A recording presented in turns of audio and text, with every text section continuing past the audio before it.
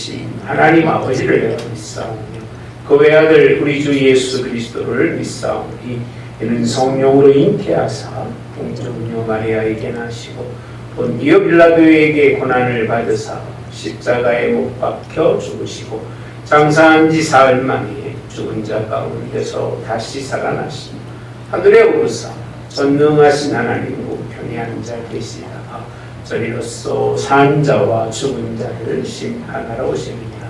성령을 믿사오며 거룩한 교회와 성도가 서로 교통하는 것과 죄를 사하여 주시는 것과 몸이 다시 사는 것과 영원히 사는 것을 믿사옵나이다.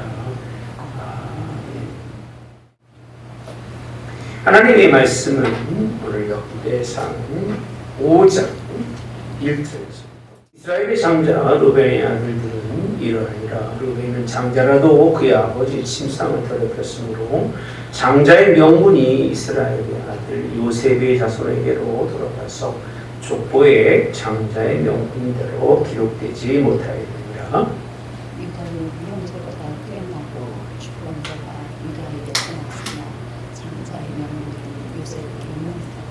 아멘. 여기까지만.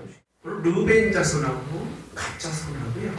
문하세 반 지파는 다 요단 동편에 정착한 그런 5장. 그래서요. 요단 동편 이스라엘족이 약속의 땅을 향해서 건너가는 건너가기 전에 요단 동편. 다시 말하면 요단 서편으로 넘어갈 때 이 동편에서 이 두 지파 반이죠. 두 지파 반이 남아있는데 그들의 관한 5장에 들어갔습니다. 5장 시작 자체가요. 성경은 너무 신기해요. 내가 아무것도 없을 것 같은 느낌이 보이고 어떤 때는 막 너무 많이 보여가지고 뭔가 이렇게 생각할 때는 뭐 말이 안 나올 정도로 무드해지는 분위기인데 사실 루벤이 그런 관함은 이 족보 속에서도요. 족보 속에서도 성경에 있는 이 루벤에 대해서 설명하는데 뭐라고 설명하느냐. 첫째는요. 장자라도 이렇게 표현합니다. 바로 장자라도. 장자라고 하는 법적으로 큰 아들에게 주어진 이런 명분입니다.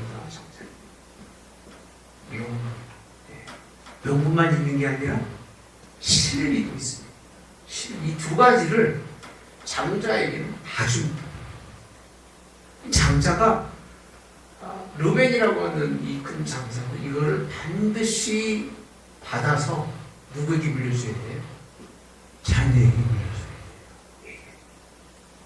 이게 하나님께서 그렇게 그 장자라고 하는 자녀에게 이렇게 명분과 실리를 물려줘서 이로 하여금 다음의 세대를 잇도록 그렇게 만들어졌는데 이 부분이 이 루벤이라고 하는 한 사람입니다. 한 사람.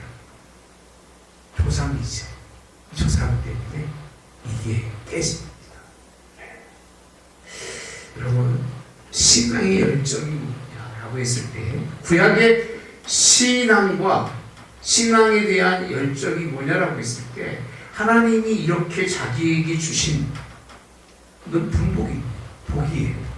이 복을 받지 못하고 얻지 못한 것에 대해서 아니 족보 역대상이잖아요. 역대상에서 갑자기 루벤이라고 하는 사람을 등장을 시키면서 어서 오세요. 이렇게 이의 신앙과 이의 열정 자체가 하나님과는 전 동떨어진 그런 관계를 설명해 주고 있습니다. 여러분 장자라고 하는 명분과 실리 속에 숨겨진 이 말씀이 여기서만 있는 건 아니에요. 가장 대표적인 사람이 누구죠? 에서.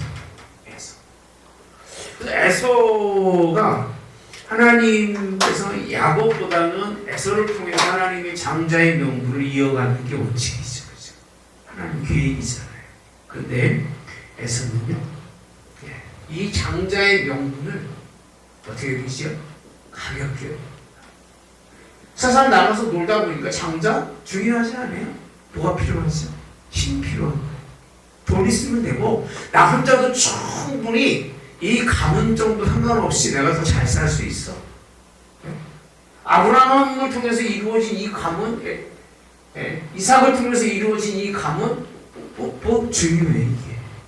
나는 내 능력자고, 나는 내가 충분하게 이들보다도 훌륭하게 살 수 있다고 생각해서 이거를 가볍게 여기는데, 팥죽 한 그릇에 판 거를 뭐라고 표현하고 있어요?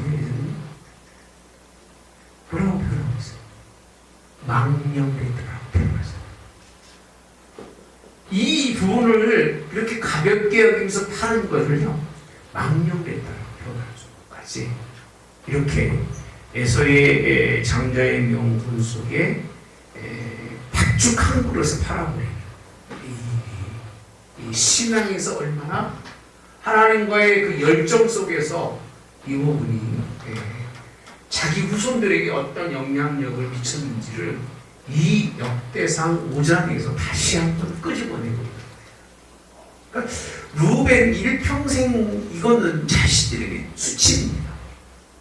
자기 가문 속에서 자기가 통해서 자기 자녀들이 그 모든 일들을 이루어가야 되는데 그 일이 무너졌어요. 그럼 에서를 통해서 봅시다. 에서가 팔아먹은 이유는 뭐였을까요? 가볍게 여깁니다. 그죠? 그리고 이는 들락이라고 표현합니다. 들락이가 무슨 뜻이죠?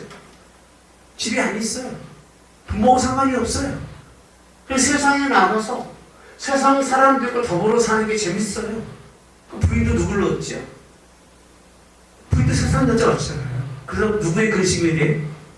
부모의 근심이 되잖아요. 이 에서는 이런 사람이었어요.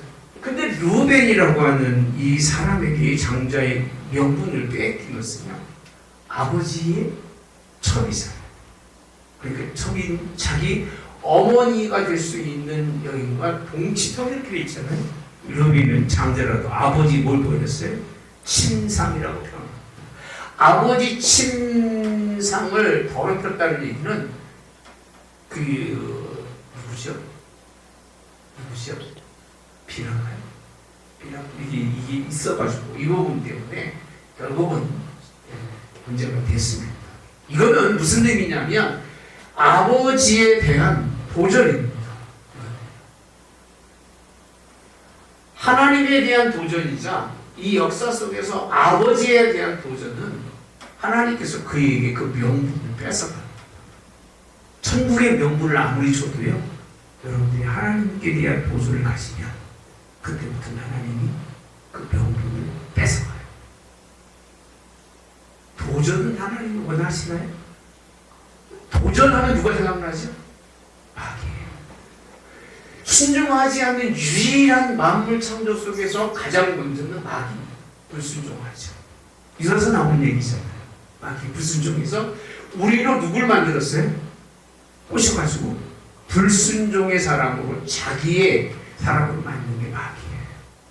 누구에 대한 도전이라고요? 하나님께 대한 도전이에요. 네.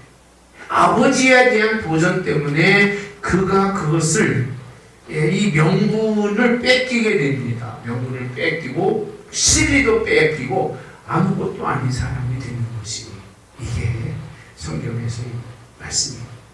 네. 그래서 이 말씀 속에서 지난주 말씀드렸잖아요. 명분은 누구 가져갔어요? 성경 뭐라고 봅시다.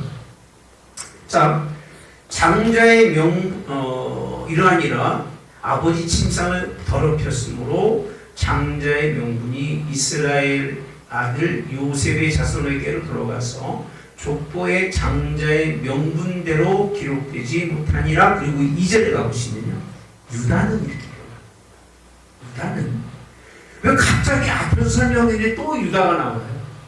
4장에 설명한 유다를 쭉 3장, 2장, 3장, 4장까지 한 다음에 5장에 또 유다는 모든 형제보다 뛰어나고 주권자마라고 표현합니다. 주권자라고 표현합니다. 무슨 자라고요? 주권자라는 거예요. 그러니까 이 모든 일들을 우리는 명분이라고 표현하고 있습니다만 저는 실리라고 이해하는 것이 두 배를 가진 요셉 지파로 말미암아 므낫세와 에브라임 지파가 이제 이스라엘 12지파가 되잖아요. 요셉 지파가 없고 그렇게 돼서 이 실리를 요셉 지파가 가졌다면 명분이라고 하는 주권은 누구에게 갔다고요? 유다에게로 갔다고 2절에 말하고 있는 거예요. 그래서 주권자가 어디서 났다고 되어 있어요? 유다에게서 났으니 장자의 명분은 누구에게 있더라? 요셉에게 있더라라고 또 설명합니다. 장자의 명분이라고 하는 실리 그 아들들이 형제의 반열에 올라가는 일은 누구에게 있었어요? 요셉에게 있지만 주권이라고 하는 건요, 그 형제를 다스리고 형제의 모든 그 속에서 그 형제 속에서 형제의 그런 주권이라고 표현하니까 이런 일들은 누가 한다? 유다가 한다는 거예요. 누가 한 일이었는데? 르우벤이 받을 일이잖아요. 그죠? 르우벤이 이걸 주권도 받아야 되고 뭐도 받아야 돼요?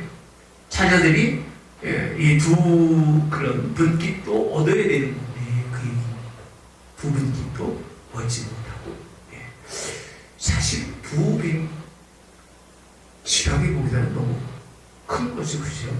굉장히 큰 겁니다. 12 형제 중에서 어차피 우리 레위는 빠지니까 레위는 빠지게 돼서 11형제인데 12를 채우기 위해서 요셉 지파가 그냥 둘로 나누고 그 다음 세대가 올라와서 하나의 형제의 모습을 둘로 가지고 있다는 거는 엄청난 하나님의 복입니다. 할렐루야. 근데 이거 뺏겼어요. 누가요? 루벤. 왜요? 권위. 이 권위가 무너지면 요즘은 포스트 모더니즘이라고 하잖아요. 모더니즘 권위예요. 포스트 모더니즘이란 권위가 패스했다는 얘기예요. 권위가 없다는 얘기 있어요. 권위가 없잖아요. 부모의 권위가 있어요. 스승의 권위가 있어요. 목사의 권위가 있어요. 다 지나가고 없잖아요. 이제 그걸 포스트 모더니즘이라고 하는데 권위가 무너지는 세계는 하나님께 대한 결코 도전이에요. 어른에 대한 무너짐이 도전이고 부모에 대한 이 존경이 없는 게 도전이잖아요. 그죠?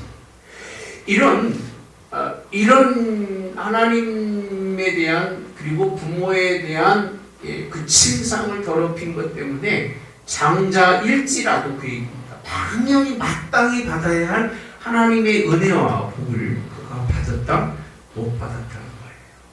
이게 첫 번째 주시는 말씀이에요.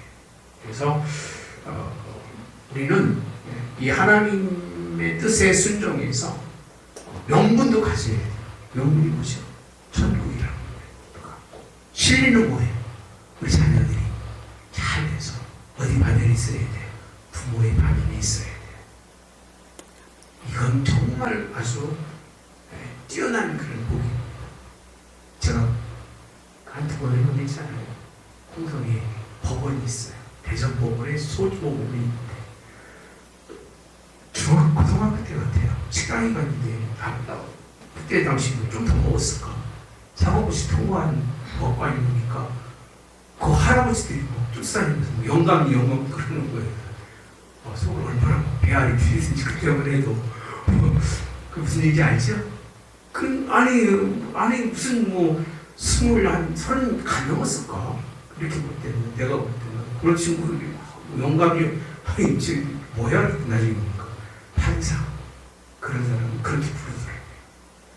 그 사람이 30대인데 50대, 60대 그 군수나 이런 분들하고 그러는데 다 그분하고 나이가 안 맞으니까 영감이라고 부르는 거예요. 그래서 해볼만하다. 그래 마음만 가지고 지금 놀랬습니다만 하나도 할 거 없어요. 무슨 군수한다고 그러는데 우리 영장사무소 했는데 그런 사람도 있더라고요. 여러분 실리는 무엇을 의미하느냐? 이 장자의 계보를 이을 수 있는 두 몫의 그런 분깃을 얻는 거예요. 그러니까 나는 원래적으로는 똑같이 하나밖에 안 되는데 장자로 먼저 태어나게 하신 하나님은 이 모든 형제들보다 한 분깃을 더 갖게 하는, 이게 굉장히 큰 축복입니다. 이런 진리도 얻어야 되는데 이 르벤도 참 착해요. 왜냐하면 그 요셉을 그 팔을 넘길 때 르벤이 말립니다. 그리고 팔을 넘기지 못하게 하려고 죽이지 않게 그냥 우물 속에 가두어두고 나중에 빼주려고 그렇게 마음을 먹은 사람이 르벤이에요. 근데 이렇게 충분한 걸 갖고 있었지만 이런 도전, 아버지 침상을 이제 그 더럽힌 그 값으로 인해서 이렇게 가기 때문에 앞에서 말하는 뭐 유다 자손들은 막 이름이 얼마나 많아요, 그죠? 무지하게 많잖아요. 근데 루벤 자손에 대해서는요 그렇게 많은 말씀으로 얘기하고 있지는 않아요. 예. 그냥 제가 쭉 이렇게 보니까 한 사람의 이 죄 때문에 그냥 번성했더라고. 이렇게 대충 몇 사람만 이름만 얘기하고 끝나고 마는 거. 참 그렇게 끝날 수밖에 없는 거. 예. 너무 그러더라고요. 아니 뭐 나만 잘 살고 가면 되지. 내 자식들이야. 나만 편하게 살고 가면 되지. 나만 안 아프고 살고 가면 되지. 그렇게 살지 마세요. 내가 아파도 자녀들은 잘 돼야 돼요. 내가 힘들어도 자손들은요 복하고 살아야 돼요. 아멘. 진짜예요, 여러분요. 나 중심적인 삶을 살으면 자손이나 이 자녀들의 계보 속에서 아무것도 얻을 게 없는 거예요. 그들이 얻을 게 없으면 나는 아무것도 없는 거예요. 그렇잖아요. 그렇죠? 이들이 이 자손들이 아무것도 없어서 그냥 사라지는 자손들이고 이름도 빛도 없이 흘러진 자손이라면 왜 누가 남겠습니까? 밑에 사람들이 뭐 우리 멧돼지에 무슨 뭐가 있다 뭐다 자랑하는 게 뭐예요? 우리 그런 대대 속에서 있다는 얘기를 하고 싶은 거잖아요. 그 한 사람 때문에 지금도 자랑거리로 먹고 사는 사람 많잖아요. 그죠? 아주 뭐 18초도 넘고 찾아도 족보도 안 나오는데 누가 안다고 뭐 그러잖아요. 그죠? 네? 뭐 독립운동은 뭐 밀어가면서 그죠? 그러잖아요. 한 사람으로 인해서 그렇게 되는가 하면 한 사람 때문에 그렇게 훌륭한 가문들이 다 망하잖아요. 정말 귀한 가정들이 가문들이 한 사람 때문에 망하는 거예요. 그 얘기를 하고 싶은 거예요. 여기서는 루벤이라고 하는 그 장자가 잘했으면 이 장자를 통해서 순리대로 왔었을 텐데 그 얘기에 순리가 다 무너지고 깨지고 그죠? 하나는 유다에게로 가고 하나는 누구에게로 가고요? 요셉에게로 가고 찢어져 가는 이 모습을 기록해주고 또 에서도 마찬가지잖아요. 에서도 야곱에게 이 일이 있고 난 후에 얼마나 가정에 갈등이 많아요. 장자가 자기 일을 감당하지 못했을 때에 그 찾아오는 갈등이 얼마나 많아요. 나중에 찾아오려고 하지만 찾아집니까? 한번 뺏긴 게 줍니까? 안 줍니까? 안 줍니다.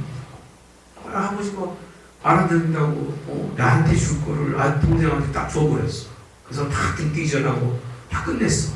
찾아볼 수 있어요? 찾아볼 수 있어요? 없어요? 없어. 동생이 줄 리도 없고 지금 이미 꾹꾹한 건 나오지도 않고 이렇지 않아요. 이 부분을 설명해 주고 있는 부분이 있는 말씀입니다. 하나님의 자녀라도 하나님의 뜻대로 순종하지 않으면 사실 하나님께서 그 명분을 허락해 주신다, 허락하지 않으신다는 것이 하나님의 뜻이고 섭리라고 하는 사실. 여러분, 요한복음 10장에 가보시면 28절에 제가 읽어드릴게요. 내가 그들에게 영생을 주노니 영원히 멸망하지 않는 것이요 또 그들을 내 손에서 빼앗을 자가 없느니라. 그들을 주신 내 아버지는 만물보다 크시니 아무도 아버지 손에서 빼앗을 수 없는 이렇게 말합니다. 그럼 장자의 명분은요, 내가 포기하는 거지 하나님은 뺏기지 않으세요. 그래서 여러분들을 그리스도인으로 하나님의 거룩한 백성을 택하신 것은 누구 뜻이에요? 하나님의 뜻이에요. 그러니까 하나님이 뺏기거나 하나님이 놓치거나 그런 게 아니라 내가 아버지를 뿌리치고 가는 거예요. 누가 보면 편지하고 있으면 아버지 사랑을 뿌리치고 자기 목 챙기고 나가잖아요. 딱 망하고 들어오지만 들어온 아들은 감사하지만 하나님은 이 장자의 명으로 어떤 이유라도 뺏어가거나 다른 사람을 옮기지 않으셔. 누구 잘못이다? 내가 스스로가 누구의 뜻을 하나님의 뜻에 뭐한다? 도전하고 아버지 침상을 뭐했다? 더럽힌 것을 인해서 부모를 상처 주고 아프게 하는 것들은 사실은 장자의 명분을 받을 수가 없어요. 장자의 명분의 특징은요, 장자는 집안의 그런 어른처럼 부모나 이 모든 부분들을 잘 성격할 수 있도록 하는 게 장자예요. 이런 우리 가정들이 꼭 되셔서 승리하시기를 주님의 이름으로 합니다. 자, 가치파가 나오는 게 11절에서부터 나옵니다. 이 가치파도 17절 쭉 보시면 그냥 이스라엘 왕 여로보암 때까지 족보에 기록됐다라고 설명하지 그래 특별한 설명을 안 해요. 그러니까 르우벤 자손도 그렇게 많은 사람들이 있었지만 그 자손들을 일일이 나열할 이유가 없었어요. 왜? 뭘 뺏겼으니까요. 장자의 명분을 장자의 그런 권위를 뺏겼으니까 이 사람은 논할 이유가 없는 거예요. 뺏긴 사람이기 때문에. 뺏기지 마셔야 돼. 할렐루야. 네? 그리고 가짜 손도요 그렇게 심각하게 얘기를 안 해요. 대충 설명해요. 몇 대서 나가고 말아요. 그리고 므낫세 반지파에 대해서도 쭉 설명해 주는데 여기서 중요한 한 가지가 있더라고요. 뭐냐면 18절에 가보시면 자, 이 세 지파가 어떤 지파인가 봅시다. 르우벤 자손과 각 사람과 므낫세 반 지파에서 나가 이 세 지파를 두고 얘기하는 겁니다. 나가서 뭐 할 만한 싸울 만한 사람이 능히 창과 칼과 방패 뭐 이런 익숙한 싸움 익숙한 자가 44,760명이라고 표현합니다. 싸울 수 있는 사람이 44,000 뭐 숫자를 중요하지 않지만 상당히 많은 숫자. 그러니까 하나님이 이들의 그다음 동편에 세웠을 때에 사실은 이 싸움에 나갈 만한 사람들로 하나님이 그들을 구성하셨다는 거예요. 충분히 요단 동쪽이 이쪽인가요? 동편에서 이 지역의 사람들을 다 다스릴 수 있을 만큼의 하나님이 그들에게 힘과 능력을 주셨다는 얘기하고 있어요. 그러면 이들이 시작이 하나님 은혜 가운데 시작하죠. 우리 공부했잖아요. 출애굽기 위해서 공부하면서 그들이 정착하기까지의 그 모든 일들을 다 공부했잖아요. 기억나시죠? 네. 그런데 자 봅시다. 그거 쭉 설명하면서 20절에 보시면 싸우는 중에 도우심을 입었으므로 이렇게 표현합니다. 도우심을. 이만큼의 사람들이 누구의 도우심을 입었을까요? 하나님의 도우심을 모았다 입었다는 거예요. 동편에 그들이 살기 원했습니다. 왜? 목축하기 좋은 땅이기 때문에 같이 서편으로 가서 살기 어려우니까 이 동편에 살면서 목축하기 좋은 곳에서 사는데 이 4만 명이 넘는 이들로 구성된 아주 싸움 잘하는 능력 있는 사람들이 하나님의 도우심까지 입어서 어떤 사람들이 되냐면요. 자, 그 손에 패하였다라고 표현합니다. 그들과 함께 하가 사람들이 싸우는데 패하는데 20절에 가보시니까 이는 그들이 싸울 때에 따라서 하나님께 뭐하고? 의뢰하고 뭐하면서? 부르짖음으로 하나님 뭐하셨어요? 응답하셔서 도우셨다는 거예요. 이 동편에 있는 사람들이 시작은 이렇게 하나님께서 이들에게 은혜를 베푸셔서 그들이 그렇게 힘들었을 때, 어려웠을 때에 하나님께 의뢰하고 부르짖었더니 하나님이 들으시고 응답하시고 도우셔서 싸움에서 승리를 하는 민족이라는 얘기예요. 대충 보면 뭐 이겼겠다 뭐 이렇게 생각할 텐데 그 정도 얘기가 아닙니다. 여기서 의미는 상당히 하나님이 그들에게 많은 은혜를 베푸셨다는 얘기예요. 자, 21절에 그들의 대적이 짐승 곧 낙타 5만 마리. 그럼 한 집에 하나씩 가져갔다는 얘기죠. 4만이 넘으니까. 양이 25만 마리예요. 한 3마리씩 가져갔다는 얘기예요. 그렇죠? 나귀가 2,000마리, 사람 몇만 명을요? 10만 명을 사로잡았다. 자기들의 군사보다도 배나 되는 사람들이 다 사로잡은 사람들이 뭐 되는 거죠? 종 되는 거잖아요. 부령고 종도 될 수 있는 거거든요. 인적 자원이. 그래서 22절에 죽임 당한 자가 많았으니 이 싸움이 하나님께로 뭐했다? 말미암았다. 그들이 그 땅에 거주하며 사로잡힐 때까지라고 표현합니다. 딱 사로잡힐 때까지. 이 동편이 망합니다. 망해요, 이 동편이. 예. 아수르에 의해서 결국은 이제 멸망이 되는, 가장 먼저 망하게 됩니다. 멸망이 되는데, 이 멸망할 때까지 그들이 거기에 거하는데 그 시작점이 이렇게 뭐로 시작했다는 거죠? 은혜로 시작했다는 거예요. 루벤이 그렇게 하나님의 뜻대로 못 살아서 다 모든 걸 잃어버려서 족보에 드러날 만한 일도 없었음에도 불구하고 하나님이 시작 응답하시고 은혜 주시고 복 주셨다. 어떻게 살아야 될까? 이렇게 복 받고 살아야 돼요. 응답까지 해주시고 잘 되게 하시고 물질도 주고 사람도 붙여줘가지고 부리는 사람으로 살았어. 어떻게 살아야 돼요? 한마디로 잘. 그러니까 잘.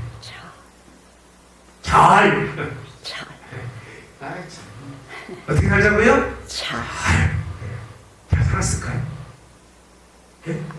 잘 살았으면 아마 엄청난 여기에서 이 아들 중에 어떤 아들은 어떻게 하고 우리 공부했잖아요. 지난주에요. 우리 그 이스라엘의 그 기본이 되었던 그런 족속 가운데 헤스론의 아들들 얼마나 정말 대단했습니까? 그죠? 헤스론이 누구였죠? 베레스를 통해서 난 헤스론의 아들들이 쫙 있어가지고 다 각자 그냥 왕성하게 설명해 줬잖아요. 근데 자 봅시다. 23절에 가보시면 므낫세 반지파 자손이 그 땅에 거주하면서 그들이 모였다고 했어요. 번성이라고 표현합니다. 그러니까 하나님이 약속대로 명분을 르우벤과 누구에게 줬어요? 에브라임에게 줬는데 이 므낫세 반지파가 하나님이 그들에게 복을 주셔서 얼마나 많이 번성했는지. 그래서 어디까지 산에 다다랐으며 그냥 나왔습니다. 족장은 에벨, 이시, 엘리엘, 이 아스레엘 이렇게 쭉 하고 다 용감하고 유명한 뭐라고 되어 있어요? 족장이라고 표현합니다. 앞에서도 르우벤도 족장을 얘기합니다. 어디에 살고 어디 아들인데 그 계보가 그렇게 다양하거나 복잡하진 않아요. 간단하게 설명해요. 따라서 망하면 간단하다. 망하면 할 얘기가 없는 거죠. 우리가 하나님 앞에 가서 하나님의 명분대로 하나님 앞에 서지 못하면 간단해요. 어디 가죠? 어디 가요? 지옥에 가면 물 것도 없고 따질 것도 없는 거예요. 그냥 거기는. 여러분 혹시 우리가 옥이라고 표현하죠. 감도 옥이죠. 여기 들어가면 무슨 얘기해도 들어간 사람은 무슨 할 얘기가 있을까요? 네? 지들끼리는 할 얘기 있을지 모르지만 바깥에 보기 때문에 할 얘기가 없어요. 얘기하면 수친 거예요. 오히려. 네. 말하지 않는 게 도움이 되는 거예요. 내 생각은 그래요. 그죠? 뭘 자기 자랑 얘기해봐야 뭘 어디서 들어가는 거예요. 네. 죄 안 짓고 들어가면 뭐 이상 안 되겠지만 죄 짓고 들어가면 할 얘기가 있다 없다? 없어. 성경에는 이들에 대해서 간략하게 설명을 해요. 이유가 뭘까? 읽어보신 분 있으세요? 본문 5장 원인을 이렇게 표현합니다. 25절 그들의 조상들의 하나님께 그들의 조상이 누구에게? 네, 하나님께 라고 표현합니다. 하나님께 뭐 했다고요? 범죄라고 표현해요. 이 동편에 있어야 되지 말고 이 요단강을 건너서 다 서편에 가서 각자 주어진 땅에 살아야 될 사람들인데 하나님이 그들을 그 뜻을 이해한 거예요. 충분히 양식이 좋은 곳이라서 그들이 살기 좋은 곳이니까 그들이 살겠다니까 그래 그럼 살아라. 잘 살아야 된다고 하나님이 모든 배경들을 만들어 주시면서 그들의 기도를 응답하고 그들의 삶의 부흥과 번성을 이루어 주셨음에도 불구하고 그들의 족보도 제대로 나열하지 못한 이유는 그들이 하나님께 서쪽보다 먼저 범죄자가 돼요. 시작부터 그렇잖아요. 올옮겨가면서 단을 쌓고 그래서 막 전쟁이 일어날 수 있는 지경까지 오잖아요. 해석을 잘해서 넘어간 거지. 잘 넘어간 거지. 실제적으로 그런 일을 하면 안 되지. 그죠? 안 되는데 해석을 잘한 거예요. 그냥. 어쨌든 간에 범죄하여 하나님이 그들 앞에서 따라서 멸하시니. 그 범죄가 뭐냐면 그 땅 백성의 신들을 이렇게 표현하죠. 뭐를요? 신들을 어떻게 한다고 하냐면요. 간음이라고 표현해요. 간음하듯 이렇게 표현해요. 이 뜻이 무슨 뜻이죠? 몰래. 하나님 몰래. 하나님의 눈을 속이고 그 얘기. 그러니까 므낫세 반지파나 이런 사람들이 그리고 이 요단 동편에 있던 사람들이 이 그들 앞에 멸하신이라고 표현합니다. 멸하신, 멸망당한 신을 섬기고 있다. 살아계신 하나님이 본 하나님께 갖고 섬긴 건 누구 섬겨요? 네? 그들의 신들, 죽은 신들을 섬기고 있다. 부모 은혜는 누구한테 받고? 부모한테 받고. 섬기는 거 누구 섬겨? 마누라고 주라고 섬겨. 그죠? 그런 사람 있겠고 없을 사람도 있겠지만 스승한테 막 시큰 은혜 믿고 섬기는 건 저기 가서 건달들 섬기고 복잡하다. 이게 세상이 그거 같아요. 자, 26절 그러므로 이스라엘 하나님이 따라서 아수르 왕 이게 그 얘기입니다. 불의 마음을 일으키시며라고 되어 있습니다. 아수르 왕 이름이 뭐예요? 불의 마음을 일으키십니다. 아수르 왕 디글랏빌레셋의 마음 모아서서 일으켰다라고 되어 있습니다. 막 일으켰다는 얘기는 그들이 그런 마음을 심었다는 거예요. 심어서 어떻게 했다고요? 자, 루벤과 갓과 므낫세의 반지파를 딱 사로잡아서 뭐 할라, 하볼, 하라, 고산 강가에 옮겨서 오늘까지 거기 있다라고 표현합니다. 거기 있는 사람들은 논할 필요가 없는 거예요, 족보를. 과거에 이 가기 전까지의 누가 유명한 사람들이 있더라, 족장들이 있더라 하고 설명해주고 그 이유는 아까 말씀드린 것처럼 하나님과의 관계가 온전하지 못했던 루벤, 그죠? 권위를 인정하지 못했던 그들처럼 그들이 그곳에서 하나님을 섬기지 못하고 가늠한 신들을 섬겼을 때 이들이 어떻게 됐다고요? 결국은 포로가 됐다는 거예요. 그 범죄에 대한 하나님의 심판이 있었던 것을 설명해 주고 있는 부분이 5장의 말씀이에요. 괜찮았죠? 네, 그렇죠. 저는 20분 끝나고 갈까 했는데 사실 루벤의 말씀을 딱 띄워놓은 걸 보면 이거는 다 알고 있는 내용이지만 그 당시에 그 말을 설명하는 건 이거는 뭐 그렇게 불편하지 않잖아요. 팩트니까. 그죠? 이게 역대상에 기록되면 이미 이 모든 것들이 바벨론 포로 이후에 돌아와서 성전도 다 이루어졌던 그 사람들의 이름을 걸어냈다면 이게 시간적으로 엄청 지나간 거예요. 그때까지도 루벤이라고 얘기하면 수치스러워. 우리가 지금 누구 얘기하고 수치스럽죠? 한 사람 때문에 우리가 죄인이고 사망, 그죠? 그 종로를 타 이런 사람이 된 것처럼 이 루벤이라고 하는 사람 때문에 항상 여러분은요 한 사람 때문에 어떤 일이 지난번부터 설명한 것처럼 늘 기억하고 살아야 되리라고 생각합니다.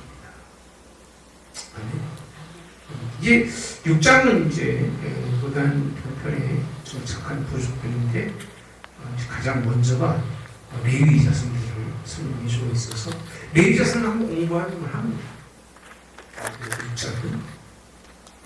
6장에 아브라함, 모세까지 이루어진 그 계보가 볼 수 있는 내용들이고 뿐만 아니라 성전에서 그들이 할 수 있는 일들을 다시 설명해 주고 있는 부분들이 6장이니까 다음 주 같이 한번 나눌 수 있도록 그렇게 하겠습니다. 질문 있어요? 오늘은 하나님의 권위에 따라서 도전하지 말자. 무조건 순종해야 합니다. 이게 기독교인들이 마땅히 하나님께 살아가야 할 그런 모습이죠. 불순종은 이런 결과가 옵니다. 망합니다. 순종으로 하나님의 뜻을 이루어갈 수 있기를 축복합니다. 기도합니다. 주신 하나님, 오늘 또 두 지파반을 바라보면서 참 큰 은혜를 받고 계획도 없었던 자리를 하나님께서 축복을 허락해 주셨음에도 불구하고 깨닫지 못해서 자신들의 그 모습 그대로 살다가 그저 그냥 있었던 사람 그대로 하는 그런 모습을 봅니다. 하나님 땅에서는 이름도 아무것도 없는 사람이겠지만 그래도 하나님 뜻을 순종해서 하나님 앞에 섰을 때는 하나님이 그 이름으로 아는 자가 되기를, 그런 하나님 백성 우리 하나님께 성도들 되기를 축복합니다. 하나님, 우리의 하나님을 향한 순종과 열정, 하나님 나에게 아니라 내 자녀들에게, 내 자손들에게 믿음의 유전으로 물려줘서 하나님 우리 자녀들이 바울이나 디모데 같이 그렇게 그들을 세워주시기를 기도합니다. 그들을 통해서 하나님 나라가 그 영광이 하나님 받을 수 있도록 주님이 함께해 주시기를, 우리의 신앙의 열심과 열정을 주님이 보시고 그들의 삶에 하나님께서 함께해 주셔서 복되며 잘되게 하옵기를, 명문도 잃어버리지 않고 또 실리도 하나님이 채워주셔서 선한 일에 앞장서고 의로운 일에 충성하는 복된 우리 하나님께 모든 성도들의 가정에 있을 수 있도록 하나님이 복의 복을 더하시기를, 또 우중의 모든 성도들 하나님이 붙들어 주시기를 예수님의 이름으로 기도하옵나이다. 아멘. 하늘에 계신 우리 아버지여, 이름이 거룩히 여김을 받으시오며 나라의 마으시며 뜻이 하늘에서 이루어진 것 같이 땅에서도 이루어집니다.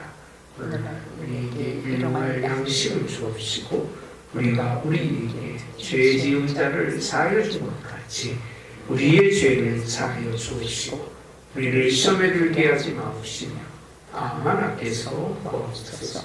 대개 나라와 권세와 영광이 아버지께 영원히 있사옵나이다.